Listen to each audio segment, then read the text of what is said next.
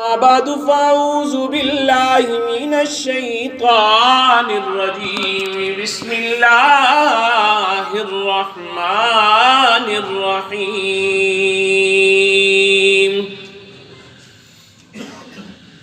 ما سلككم في سقر قالوا لم نك من المصلين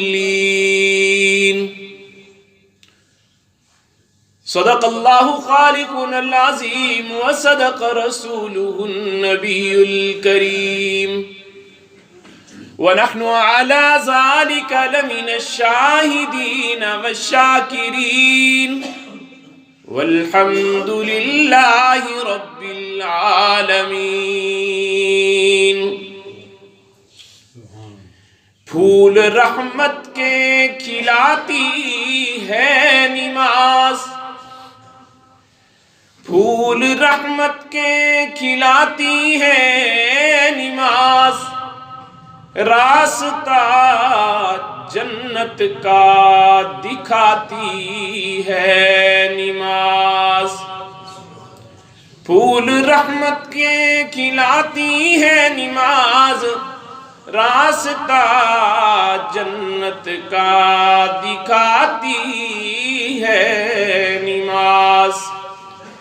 آگ دوزخ کی بجھاتی ہے نماز، آگ دوزخ کی بجھاتی ہے نماز، ہر برائی سے بچاتی ہے نماز۔ شاہ و گدا میں بھی رکھتی ہے تمیز، شاہ و گدا میں بھی رکھتی ہے تمیز، فرق دنیا کے سبھی مٹاتی ہے نماز۔ سونے رب سے اے مسلمانوں سنو، سونے رب سے اے مسلمانوں سنو، ہر نمازی کو ملاتی ہے نماز۔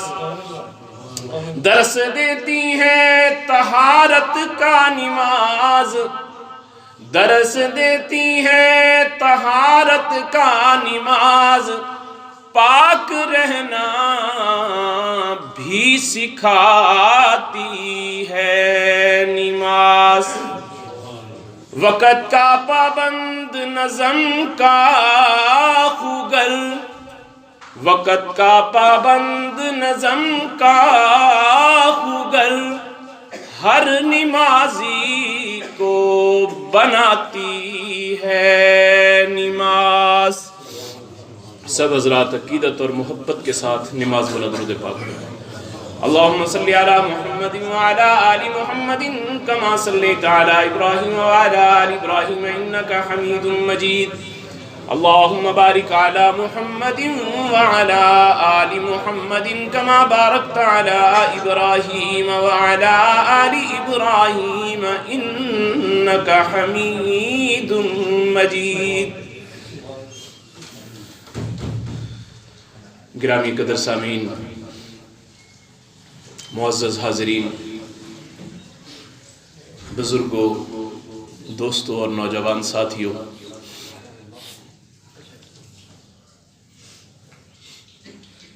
رب العالمین کا لامتناہی فضل اور احسان ہے کہ اس نے ہمیں دنیا کے جھنجھٹ سے نکال کر اپنے پاک گھر میں بیٹھنے کی توفیق نصیب فرمائی۔ اس نعمت پر اس مالک کا جتنا بھی شکر ادا کیا جائے وہ کم ہے۔ ہم یہاں آئے کس مقصد کے لیے ہیں؟ نماز ادا کرنے کے لیے۔ اور نماز ایک ایسی عبادت ہے کہ جو انسان کو اللہ رب العزت کے بہت قریب کر دیتی ہے۔ صحابہ کرام رضوان اللہ تعالی علیہ مجمعین جب نماز ملی تو اس پر جشن مناتے تھے، خوشیاں مناتے تھے کہ ہمیں رب العالمین سے ڈائریکٹ لینے کا ذریعہ مل گیا کہ ہم اپنے رب سے کس طرح مناجات کر سکتے ہیں، ہم کلام ہو سکتے ہیں، گفتگو کر سکتے ہیں. ہمیں اس کے لیے ایک ذریعہ رب العالمین نے نماز والا عطا کر دیا کہ اس نماز کے ذریعے سے ہم اپنے رب کے ساتھ باتیں کر سکتے ہیں. اور رب العالمین نے اپنے کلام مقدس میں ارشاد فرمایا کہ اہل جہنم سے ایک سوال کیا جائے گا جب وہ جہنم کے گڑھے میں گر چکے ہوں گے.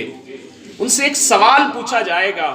مفسرین نے اس میں تفصیل لکھی ہے. بعض نے لکھا ہے کہ ان سے مومنین سوال کریں گے اور بعض نے لکھا ہے کہ ان سے فرشتے سوال کریں گے ان کافروں سے جو جہنم کے گڑھے میں گرے ہوئے ہوں گے. ما سلککم فی سقر، تمہیں کون سی چیز نے اس جہنم کے گڑھے میں گرا دیا؟ کون سی چیز ہے جس کی وجہ سے تم جہنم کے گڑھے میں گرنے پر مجبور ہو گئے؟ تو رب العالمین نے اپنے کلام مقدس میں احسان فرماتے ہوئے یہ بھی ارشاد فرما دیا کہ وہ اہل جہنم سے پکار کر جواب دیں گے قالوا لم نکو من المصلین، کہ ہم نمازیں نہیں پڑھا کرتے تھے. ہمارا نماز نہ پڑھنا یہ جرم ایسا تھا کہ آج ہمیں اس جرم نے جہنم کے گڑھے میں گرا دیا. یہ صرف کافروں کے لیے نہیں ہوگا بلکہ مومنین کے، وہ مومن جو اپنے آپ کو ایمان والا تو کہلواتے ہیں لیکن نماز کی فرصت نہیں ملتی، دکان نہیں چھوڑتی، کاروبار نہیں چھوڑتا، تجارت اس کو نہیں چھوڑتی، اپنے رب کی بارگاہ میں حاضری لگوانے کے لیے اس کو موقع نہیں دیتی. فرمایا کہ یہ لوگ بھی جہنم کے گڑھے کے اندر گریں گے. فویل للمصلین، اللہ نے اپنے کلام پاک میں ارشاد فرمایا کہ ہلاکت ہے ایسے نمازیوں کے لیے. فویل للمصلین الذین هم عن صلاتهم ساہون، جو اپنی نمازوں کے اندر سستی کرتے ہیں. نمازیں تو ادا کرتے ہیں مگر نمازوں کے اندر سستی کرتے ہیں. کبھی پڑھ لی کبھی چھوڑ دی، اور کبھی 4 نمازیں اکٹھی پڑھ لی، صبح سے لے کر شام تک اپنے کاروبار میں رہے، جب گھر میں آئے شام کو آ کر وہ ساری کی ساری نمازیں جو اپنی دکان پر قضا ہوئی تھی ان کو اکٹھا ادا کر لی. فرمایا جس نے 2 نمازوں کو اکٹھا ایک وقت میں ادا کیا بلا کسی عذر کے، فرمایا وہ کبیرہ گناہوں میں سے ایک کے دروازے پر پہنچ گئے. آج ہم یہ دیکھیں کہ آج ہم اپنے آپ کو مسلمان کہلواتے ہیں اور اللہ کے پیارے حبیب صلی اللہ علیہ وسلم کے امتی ہونے کا شرف اللہ نے مجھے اور آپ کو عطا کیا ہے. تو ہمیں اس نماز کے بارے میں کتنا سنجیدہ ہونے کی ضرورت ہے جو اللہ نے اپنے کلام مقدس میں ارشاد فرما کر بتا دیا کہ اہل جہنم بھی جہنم سے پکار کر کہیں گے قالوا لم نکو من المصلین، ہمارا جرم یہ تھا کہ ہم دنیا میں نماز ادا نہیں کیا کرتے تھے. تو آج نماز ادا کرنا، ہم اپنے ذرا تھوڑا سا پیچھے نظر دوڑا کر دیکھیں، اہل اللہ کو دیکھیں، اللہ والوں کو دیکھیں، صحابہ کو دیکھیں، تابعین کو دیکھیں کہ کس قدر وہ نماز کے لیے سنجیدگی کا مظاہرہ کرتے تھے. حضرت ابن عباس رضی اللہ تعالیٰ عنہ کی بینائی ختم ہو گئی، آنکھوں کی بالکل نہ ہونے کے برابر نظر آ رہا ہے. تو آپ کو احباب نے مشورہ دیا کہ حضرت آپ اپنی آنکھوں کا آپریٹ کروا لیں، علاج کروا لیں، آپریشن کروا لیں، لیکن اس کے لیے آپ کو چند دن تک نماز چھوڑنی پڑے گی. نماز چھوڑ دیں گے اس لیے کہ جب آنکھوں کا آپریشن کروایا ہو تو پھر نماز ادا کرنے سے وہ آنکھوں کو نقصان پہنچ سکتا ہے، آپ کو نماز چھوڑنی پڑے گی. آپ نے فرمایا کہ میں اپنے اللہ کی ناراضگی مول نہیں لے سکتا، مجھے اندھا اور نابینا رہنا منظور ہے. فرمایا میں اندھا رہ لوں گا، میں نابینا رہ لوں گا، مجھے آنکھوں سے نظر نہ آئے، مجھے یہ منظور ہے، مگر یہ نہیں ہو سکتا کہ ابن عباس اپنے اللہ کے غصے کا سامنا کرے. میرے محبوب علیہ السلام نے ارشاد فرمایا کہ قیامت کے دن اللہ ایسے آدمی کے ساتھ جب ملیں گے غضبناک حالت میں ملیں گے، غصے کی حالت میں ملیں گے، جو آدمی نماز دنیا کے اندر چھوڑ دیا کرتا تھا، ترک کر دیا کرتا تھا. تو آج ہم یہ دیکھیں کہ ہم کس مقام پر کھڑے ہیں، آج ہم کس جگہ پر کھڑے ہیں، ہم نے نماز کو کتنا اپنی زندگی کے اندر اہم سمجھا ہوا ہے. ہماری آپ کبھی غور کر کے دیکھ لیجئے، وَفِي السَّمَاءِ رِزْقُكُمْ وَمَا تُوعَدُونَ، تمہارا رزق آسمانوں میں ہے جس کا تم سے وعدہ کیا گیا. ہم اپنے رزق کے لیے اپنے رازق کو بھول جاتے ہیں کہ ہمارا وہ رازق جس نے رزق کی ذمہ داری لی ہے، ہم اس رازق کو بھول جاتے ہیں کہ ہمارا وہ رازق ہمیں بلا رہا ہے، حیا علی الصلاۃ اور حیا علی الفلاح کی صدائیں ہمیں اپنے گھر میں آنے کے لیے کھینچ رہی ہیں، مگر پھر بھی ہم شیطان کو راضی کر دیتے ہیں، اپنے رحمان کو ناراض کر بیٹھتے ہیں، اپنے مالک کو ناراض کر بیٹھتے ہیں، حالانکہ وہ رب اپنے بندوں پر حد سے زیادہ مہربان ہے۔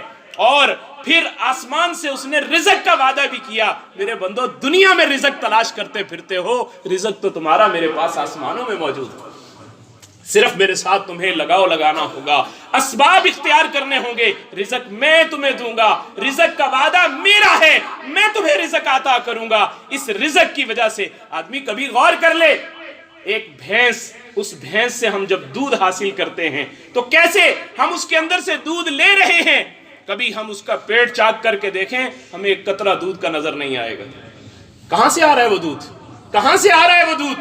کہیں اس کے اندر گوبر کی بو شامل نہیں ہونے دیتا وہ مالک، کہیں اس کے اندر خون کی سیاہی خون کی سرخی شامل نہیں ہونے دیتا وہ مالک۔ وہ تمہیں پاکیزہ اور ودم لبنن خالصا سائغا للشاربین، کہ میں پینے والوں کے لیے عمدہ اور خوبصورت قسم کی دودھ کی نہریں جاری کر رہا ہوں۔ تم کیوں پریشان ہوتے ہو میرے بندو؟ میری طرف رجوع کرو، میں نے تمہارے لیے یہ سارے اسباب بنائے، میں نے تمہارے لیے یہ سارے ذرائع بنائے، لیکن میرے دروازے پہ تو آؤ، میں نے تمہیں بلایا ہے، اپنے کاموں کو تھوڑی دیر کے لیے خیر بات کہہ دو۔ آپ کبھی درخت کا پھل توڑ کر دیکھیں، اس درخت کے پھل کو جب آپ کھائیں گے آپ حیران ہو جائیں گے، اس قدر شیرینی، اس قدر مٹھاس۔ کبھی اس ٹہنی کو جس کے ساتھ وہ پھل لگا ہوا ہے اس کو کاٹ کر دیکھیں، اس کو زبان لگا کر دیکھیں، حد سے زیادہ کڑوی ہوگی، آپ کو مٹھاس نظر نہیں آئے گی۔ کون سے پائپوں کے ذریعے اس کے اندر مٹھاس ڈالنے والی ذات کون سی ہے؟ وہ رب العالمین کی ذات ہے، جو اس پھل کے اندر، اس درخت کے اندر لگے ہوئے اس پھل کے اندر وہ مٹھاس ڈال رہا ہے۔ تمہارے اسباب، تمہارے ذرائع تمہیں یہ بتاتے ہیں کہ یہ پھل کا اس کے اندر جو نظر آ رہا ہے، اس پھل کے اندر مٹھاس اس ٹہنی کے ذریعے سے آئی ہے، لیکن حقیقت میں وہ رب العالمین کے خزانے سے آئی ہے۔ کبھی غور کیا تم نے؟ اور رب العالمین نے تمہیں یہ فرمایا کہ میں نے یہ ساری چیزوں کو، کھیتیاں سرسبز ہیں تیری غذا کے واسطے، چاند سورج اور تارے ہیں ضیاء کے واسطے، ان کو اللہ نے روشنی کے لیے پیدا کیا۔ چاند سورج اور تاروں کو اللہ نے روشنی کے لیے پیدا کیا، کھیتیاں سرسبز ہیں تیری غذا کے واسطے، ان کھیتیوں کو اللہ نے تمہاری غذا کے لیے پیدا کیا ہے، یہ سب کچھ ہے تیرے لیے اور تو ہے اس خدا کے واسطے۔ کھیتیاں سرسبز ہیں تیری غذا کے واسطے، چاند سورج اور تارے ہیں ضیاء کے واسطے، یہ سب کچھ ہے تیرے لیے اور تو ہے اس خدا کے واسطے۔ یعنی بندے کو اللہ نے اپنی عبادت کے لیے پیدا کیا، اور اپنے کلام مقدس میں یہ ارشاد فرما دیا وَمَا خَلَقْتُ الْجِنَّ وَالْإِنسَ إِلَّا لِيَعْبُدُونَ۔ میرے بندوں، میں نے دکانیں بنانے کے لیے تمہیں دنیا میں نہیں بھیجا، میں نے فیکٹریاں بنانے کے لیے تمہیں دنیا میں نہیں بھیجا، میں نے تمہیں کاروبار چمکانے کے لیے دنیا میں نہیں بھیجا۔ ہاں تمہاری یہ ضرورت ہے، ضرور اس کو وقت دو، میں منع نہیں کرتا تمہیں اس سے، لیکن اللہ یہ فرما رہے ہیں میں نے اس مقصد کے لیے تمہیں تخلیق نہیں کیا۔ تمہارا مقصد تخلیق یہ نہیں ہے، تمہارا مقصد تخلیق تو یہ ہے تم اپنی پیشانی میرے دروازے پہ رکھ دو، تم میرے ساتھ جستجو کر لو، میرے ساتھ اپنا تعلق بنا لو، میں تمہاری تمام ضروریات کا کفیل بننے والا میں خود رب العلا ہوں۔ میں تمہارے رزق کا وعدہ کرتا ہوں، میں تمہاری پریشانیوں کو دور کرنے کی ذمہ داری لیتا ہوں، میں تمہارے مسائل کو حل کرنے کی ذمہ داری لیتا ہوں، لیکن کبھی میرے ساتھ صلح کر کے تو دیکھو۔ آج بندے نے اگر سب سے زیادہ کسی کو ناراض کیا ہے تو وہ اپنا مالک ہے، جس کو ہم نے آج ناراض کر دیا ہے۔ آج امت مسلمہ کے اجتماعی حالات دیکھ لیں، آج اجتماعی حالات دیکھ لیں، ہماری مساجد خالی نظر آتی ہیں، ہماری مساجد کے اندر رش نظر نہیں آتا، ہماری مساجد دیکھنے میں بڑی خوبصورت دکھتی ہیں لیکن ان کے اندر نمازی نہیں ہیں۔ مسجد تو بنا دی شب بھر میں ایمان کی حرارت والوں نے، من اپنا پرانا پاپی ہے برسوں میں نمازی بن نہ سکا۔ آج ہم نے اپنے آپ کو کس مقام پر کھڑا کر لیا؟ ایک رات میں مسجد تو تعمیر ہو سکتی ہے، لیکن اپنے آپ کو نمازی بنانے کے لیے ہمیں کچھ تھوڑا سا اپنے گریبان میں جھانکنا ہوگا، اپنے گریبان میں دیکھنا ہوگا کہ میرے رب نے مجھے پیدا کس لیے کیا تھا، میرا وجہ تخلیق کیا تھا، کہ میں تخلیق کیوں ہوا تھا۔ مجھے اللہ نے اپنی عبادت کے لیے پیدا کیا تھا، مجھے میرے رب نے میری ڈیوٹی لگائی تھی، ان الصلاۃ کانت علی المؤمنین کتابا موقوتا۔ اللہ فرماتے ہیں میں نے مقررہ اوقات کے اندر نماز کو تم پر فرض کیا ہے، میں نے مقررہ اوقات کے اندر نماز کو تم پر فرض کیا۔ ان مقررہ اوقات کو اپنے اللہ کی مرضی کے مطابق ڈھال لو، اس مقررہ اوقات کو اپنے رب کی منشا کے مطابق ڈھال لو، یقین جانیے گا وہ اللہ تمہاری دنیا کو بھی تمہارے لیے جنت بنا دیں گے۔ خودی کو کر بلند اتنا کہ ہر تقدیر سے پہلے خدا بندے سے خود پوچھے بتا تیری رضا کیا ہے۔ یہ علامہ اقبال نے ایسے ہی نہیں کہا، حقیقت بھی ایسی ہے کہ انسان اپنے آپ کو اس مقام پر فائز کر لے۔ وہ مقام کیسے حاصل ہوتا ہے؟ اپنے اللہ کے تعلق سے حاصل ہوتا ہے کہ ہم اپنے اللہ سے وہ تعلق بنا لیں کہ پھر اس تعلق کے بعد ہمارا رب ہم سے پوچھے میرے بندے تو بتا تو کیا چاہتا ہے، جو تو چاہتا ہے میں ویسے تیرے نظام کو چلا دیتا ہوں، تیری مشکلوں کو میں دور کر دیتا ہوں، تیری پریشانیوں کو آسانیوں کے اندر میں تبدیل کر دیتا ہوں، لیکن میرے بندے تھوڑا سا میرے ساتھ رابطہ تو کر کے دیکھ۔ اور یہ بھی میرے مالک نے فرمایا کہ وَاسْتَعِینُوا بِالصَّبْرِ وَالصَّلَاةِ، اپنے رب سے مدد طلب کرو نماز کے ذریعے سے اور صبر کے ذریعے سے۔ جب مدد کی ضرورت ہو، پریشانی ہو، 2 نفل پڑھ کر میرے سامنے 2 آنسو بہا دو۔ تمہاری آنکھوں سے بہنے والے آنسوؤں کو میں ضائع نہیں کروں گا، تمہاری آنکھوں سے نکلنے والے اشک تمہارے سارے کے سارے گناہوں کو دھونے کے لیے کافی ہو جائیں گے، اور میں تمہاری ضروریات کا کفیل بن جاؤں گا، تمہاری مسائل کو میں حل کر دوں گا۔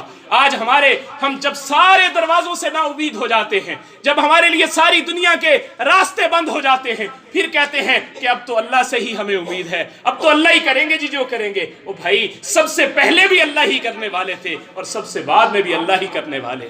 سب سے پہلے بھی اللہ سے ہی ہم نے مانگنا تھا۔ ہمیں لوگوں کے دروازوں پر جانے سے پہلے ذرا سا اپنے مالک کے دروازے پہ چلے جانا چاہیے۔ میرے محبوب نے کیا کہا تھا؟ ایک صحابی مسجد میں آئے، آ کر 2 نفل پڑھے، دعا مانگی، مسجد سے نکل کر چلے گئے۔ میرے محبوب نے پوچھا میرے صحابہ تمہیں معلوم ہے یہ کیوں آیا تھا مسجد میں؟ آیا رسول اللہ معلوم نہیں۔ فرمایا اس کے گھر میں نمک ختم ہو گیا تھا، اپنے مالک سے نمک مانگنے آیا تھا۔ یہ اپنے گھر سے اپنے مالک سے نمک مانگنے آیا تھا، مولا میرے گھر میں نمک ختم ہو چکا ہے، تو مجھے نمک عطا کر دے۔ کیا اپنے مالک کے ساتھ ہم نے اپنا تعلق ایسا بنا لیا؟